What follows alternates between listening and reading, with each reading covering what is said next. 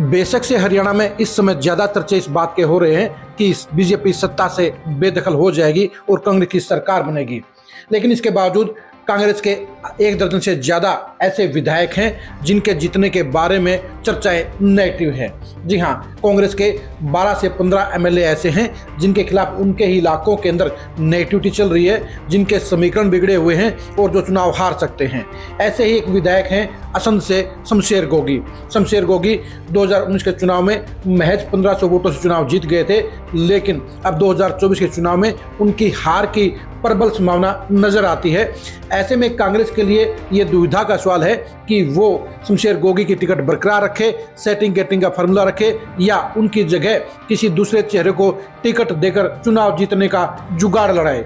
असंध के कांग्रेस के हालात कैसे हैं और वहां पर शमशेर गोगी के विकल्प के तौर पर सबसे मजबूती से आगे चल रहे सुरेंद्र नरवाल के बारे में लोगों की क्या राय है, उसके बारे में आज की इस खरी खरी खबर में गौर से सुनिए और देखिए।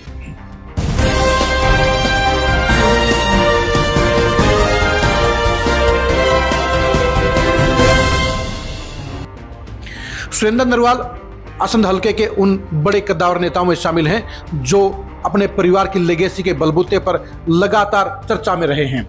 10 साल तक जिला कांग्रेस के अध्यक्ष रहने के साथ साथ भूपेंद्र हुड्डा के सबसे खास लोगों में शामिल, सबसे वफादार साथियों में शामिल सुरेंद्र नरवाल एक बार फिर से 2024 का चुनाव लड़ने का ऐलान कर चुके हैं और फील्ड में उतर चुके हैं।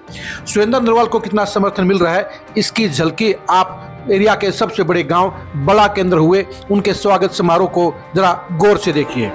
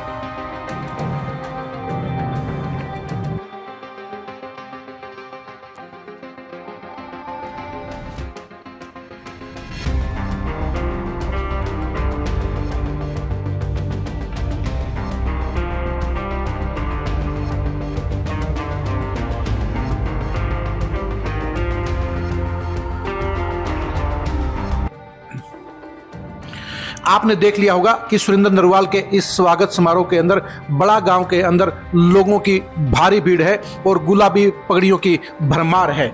जी हां, असंध हलके के अंदर इस समय जाट वोटरों के अंदर गुलाबी पगड़ी का चारों तरफ डंका बज रहा है और सीधी सी बात है, जिसे भी भूपेंद्र हुड्डा चाहेंगे उसी को जाटों के वोट मिलेंगे। यानी गुलाबी पगड़ी भूपेंद्र हुड्डा की प्रतीक है और गुलाबी पगड़ी के बीच में सुरेंद्र नरवाल का ये हो रहा जोरदार स्वागत इस बात का गवाह है कि इलाके के जाट वोटर पूरी तरह से सुरेंद्र नरवाल के साथ लामबंद हैं। इलाके में साफ तौर पर आप जाएंगे तो आपको पता चल जाएगा कि शमशेर गोगी की हालत खराब है। अगर कांग्रेस असंध हलके में चुनाव जीतना चाहती है तो शमशेर गोगी की टिकट काटकर वहां पर सुरेंद्र नरवाल को टिकट देनी पड़ेगी। जाहिर सी बात है, आप पूछेंगे ऐसा क्यों है। सुरेंद्र नरवाल की फैमिली ने टोटल मिलाकर 29 चुनाव लड़े हैं और उनमें से सिर्फ 2014 का करनाल लोकसभा का खट्टर के खिलाफ लड़ा गया विधानसभा का चुनाव ही एकमात्र ऐसा चुनाव है जहां पर परिवार को हार मिली थी। बाकी के मेंबर पंचायत से लेकर जिला परिषद तक के हर चुनाव के अंदर परिवार को जीत मिली है और उनका रसूख इलाके में जबरदस्त है। अगर 2014 के चुनाव में सुमित्रा सिंह ने असंध से चुनाव न लड़ा होता और वो चुनाव सुरेंद्र नरवाल को लड़वाया गया होता तो वो विधायक बन गए होते, लेकिन 2024 के चुनाव में भी एक बार फिर से वही हालात हैं और एक बार फिर से सुरेंद्र नरवाल की जीत के प्रबल आसार हैं। सुरेंद्र नरवाल को जिस तरह से इलाके के जनसंपर्क के दौरान बड़ा जनसमर्थन मिला है, उसे साफ तौर पर नजर आ रहा है कि हवा उनके पक्ष में है।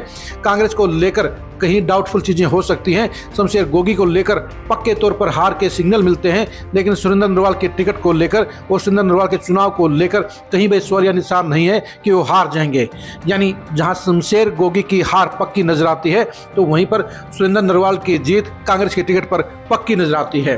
वैसे ये भी बता दें कि सुरेंद्र नरवाल ने इंडिपेंडेंट चुनाव लड़ने का भी फैसला कर रखा है, तैयारी कर रखी है। उन्होंने साफ तौर पर कह रखा है कि वो इस बार चुनाव जरूर लड़ेंगे। वैसे उनको इस बात का पक्का यकीन है कि भूपेंद्र हुड्डा उनको टिकट देने का काम करेंगे और भूपेंद्र हुड्डा के विश्वास और भरोसे के बलबूते पर वो चुनाव जीतने में सफल होंगे। वैसे भी इलाके में एक बात की चर्चा जोरों पर है कि शमशेर गोगी कुमारी शैलजा के समर्थक है और सुरेंद्र नरवाल भूपेंद्र हुड्डा के कट्टर समर्थक हैं।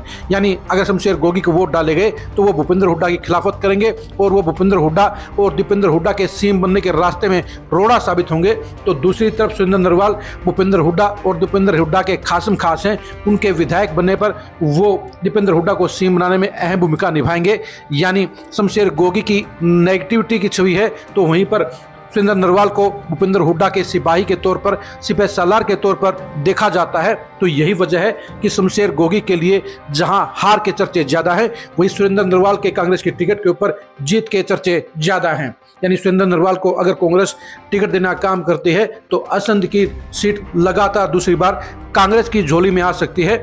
और अगर शमशेर गोगी के ऊपर ही दाव लगाने का काम किया गया तो उन हालात में भी जाट वोटर शमशेर गोगी की बजाय सुरेंद्र नरवाल के इंडिपेंडेंट चुनाव लड़ने पर उन्हें भरपूर वोट देने का काम करेंगे और उनको शमशेर गोगी से आगे निकालकर विधायक बनाने के लिए हर मुमकिन कोशिश करते हुए नजर आएंगे। जी हाँ, ये हालात के और हकीकत के हिसाब से दोनों ही पलड़ों के ऊपर सुरेंद्र नरवाल शमशेर गोगी से आगे नजर आते हैं और यही कारण है कि सुरेंद्र नरवाल इंडिपेंडेंट चुनाव लड़कर भी शमशेर गोगी से आगे निकलकर चुनाव जीतने की दौड़ में शामिल हो सकते हैं।